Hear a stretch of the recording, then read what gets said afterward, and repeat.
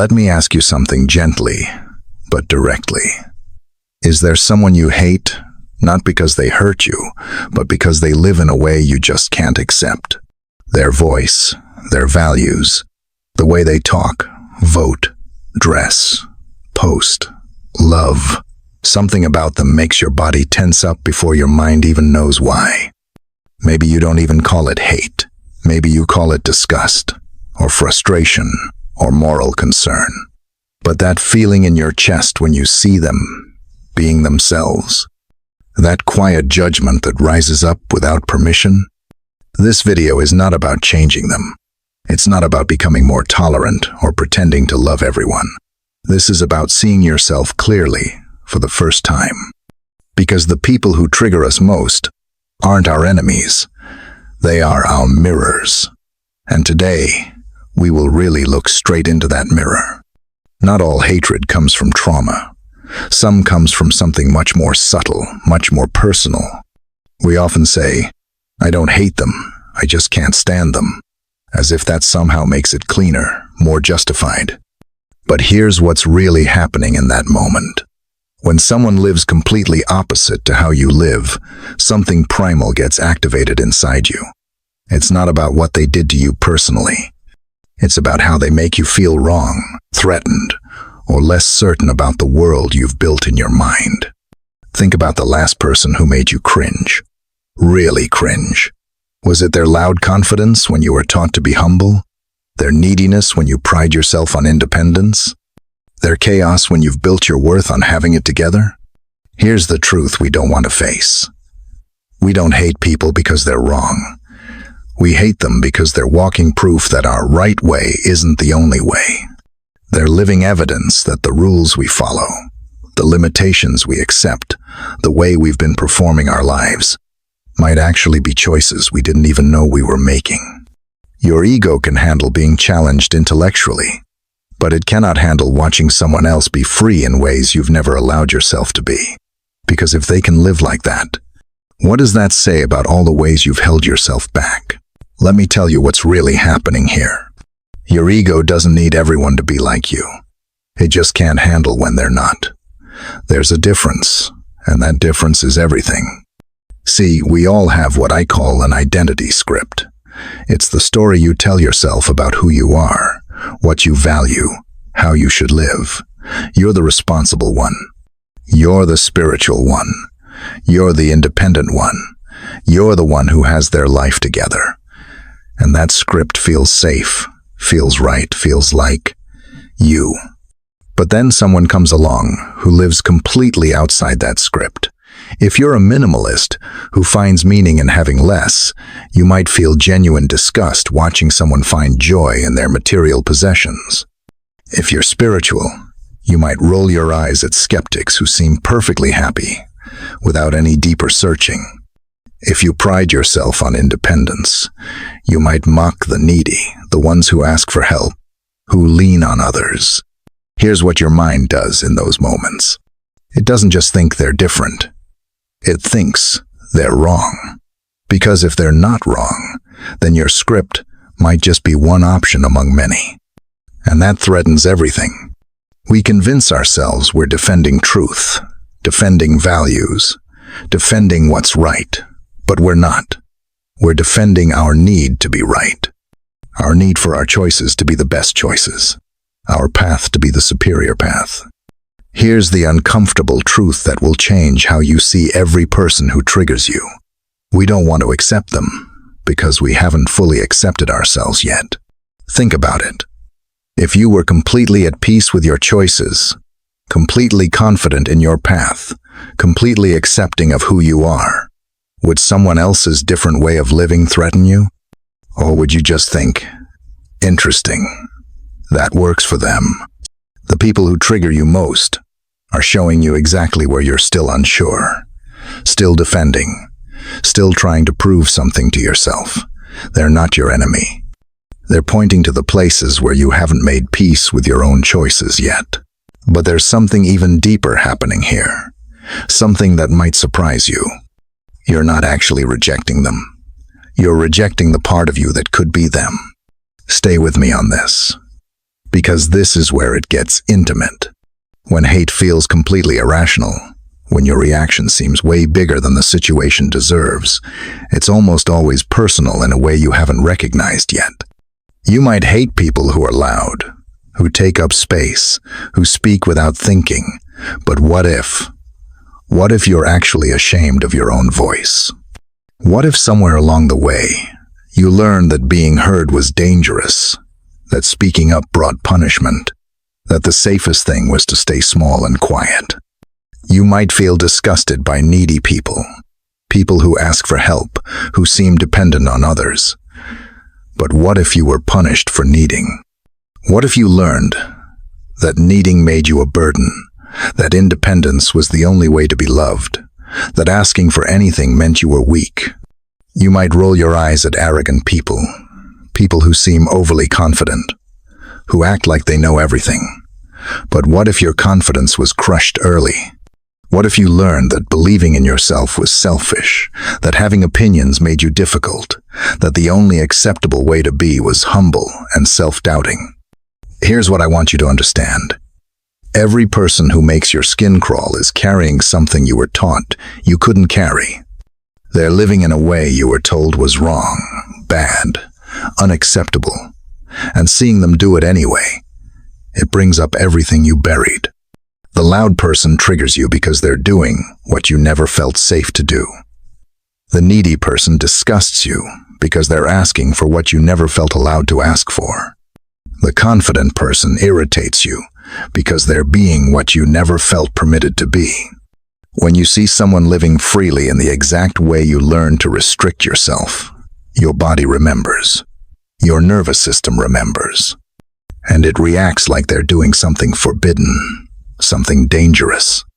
But they're not doing anything to you. They're just living. And their freedom is highlighting your prison. Here's what nobody talks about when it comes to hatred. The problem with building walls around the people you can't stand is that those walls don't just keep them out. They keep your wholeness in. Every single time you hate someone for being who they are, you tighten the leash on who you're allowed to be. You create another rule for yourself. Another way you have to be careful, controlled, acceptable. You hate the messy person? Now you have to stay perfectly organized. You hate the emotional person? Now you have to keep your feelings in check. You hate the selfish person? Now you have to sacrifice yourself to prove you're good. Do you see what's happening? Your hatred of them becomes a prison for you. You're so busy making sure you're not like them that you forget to ask, who would I actually be if I wasn't performing the opposite of everything I hate? Hate breeds rigidity, and rigidity is the opposite of spiritual freedom. Real awakening isn't about loving everyone. It's not about pretending everyone is wonderful or forcing yourself to feel warm and fuzzy about people who trigger you. Real awakening is being able to see without needing to hate. It's being able to witness someone's way of being without your nervous system going into defense mode. Without your ego scrambling to prove that you're better, different, more evolved. Here's something that might shock you. You don't have to agree with someone to stop hating them. You don't have to approve of their choices. You don't have to want them in your life. You just have to stop needing to feel superior to them.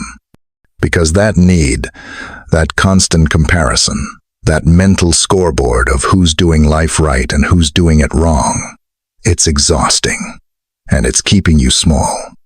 Every person you hate is taking up real estate in your head, rent-free. They're influencing how you live, how you act, what you allow yourself to be. They have more power over your daily experience than some of the people you actually love. Think about that. The people who disgust you are literally shaping your life. Their existence is determining your choices. How is that freedom? What if I told you that everything you think you know about difference is backwards? We've been taught that difference is a threat, that when someone lives completely opposite to how we live, one of us must be wrong. One of us must be doing it better. One of us must have it figured out while the other is lost, misguided, or broken. But what if difference isn't a threat at all? What if it's actually a mirror showing you possibilities you never considered? Here's what I've learned about hate and love. Hate always needs comparison. It needs someone to be wrong so you can be right. It needs someone to be less so you can be more. Hate cannot exist without a hierarchy, without a winner and a loser. But love doesn't care who's right.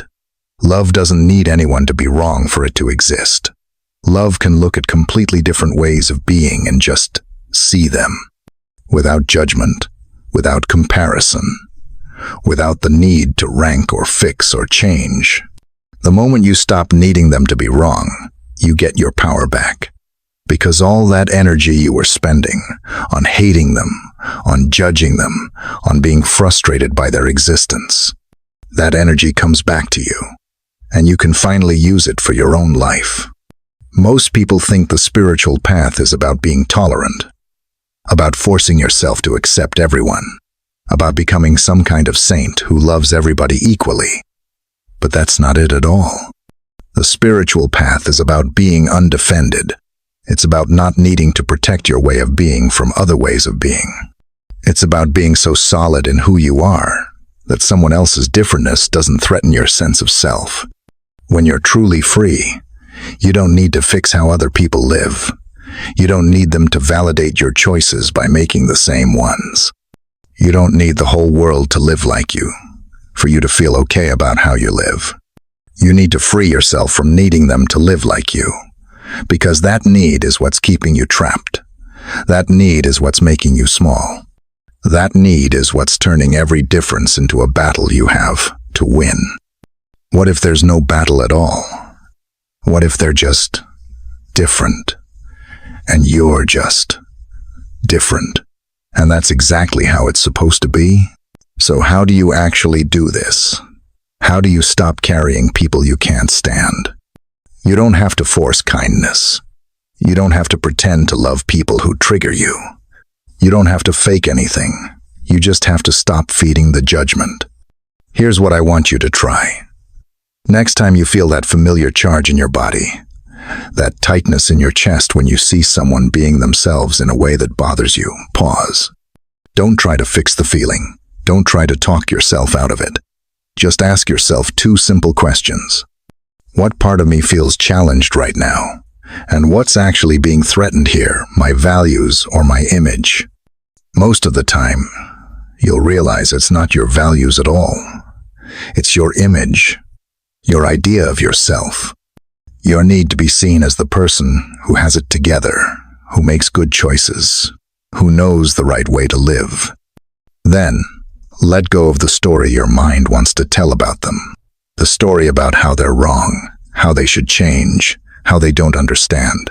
Let go of all of that, and just stay with the feeling in your body. When you stop feeding the story, something interesting happens. You start to see that it was never about them. It was about you. It was about what you're not allowing yourself to be. It was about where you're still not free. Listen, you're not a bad person for feeling hate. These reactions are human. They're normal. But you deserve to live without that weight in your heart. You deserve to walk through the world without carrying the burden of everyone else's choices. And here's the beautiful truth. You can. You don't have to change them. You don't even have to like them. You just don't have to carry them anymore. When you stop needing the world to match your image of how it should be, something miraculous happens. You start living in the truth of how it actually is. And that is peace. Not the fake peace that comes from everyone agreeing with you. Not the fragile peace that depends on people behaving the way you want them to. But real peace. The kind that comes from knowing that your worth, your path, your choices don't need validation from anyone else's life. The people who used to trigger you will still be exactly who they are. But you'll be free. Free to focus on your own journey. Free to use your energy for your own growth. Free to love your life without needing anyone else to live it your way. If you recognized yourself in this video, even a little, I'd love to hear from you in the comments. Not to prove a point or defend a position, but to show that hate doesn't have to be the end of the story. that freedom is always possible, and that you're not alone in wanting something deeper than judgment.